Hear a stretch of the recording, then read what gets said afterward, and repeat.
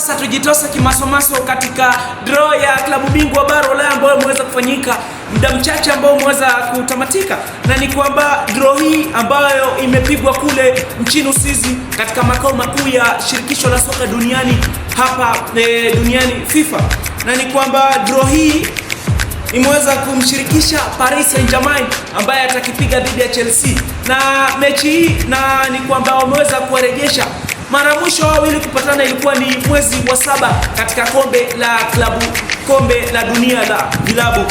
Galatasaray atakipiga dhidi ya Liverpool, nao Real Madrid wakaribishe Manchester City, na ni kwamba Manchester City waliwatitiga Real Madrid katika mechi ya ligi ya klabu bingwa bara Ulaya. Atalanta watavalishana njuga dhidi ya Bayern Munich, nao Atletico Madrid watakipiga dhidi ya Tottenham Hotspur.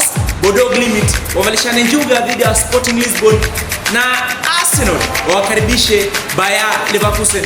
Itakuwa ni mtanange wa kuania kombe la klabu bingwa bara Ulaya, na safari hii itaelekea moja kwa moja hadi kule nchini Budapest, Hungary.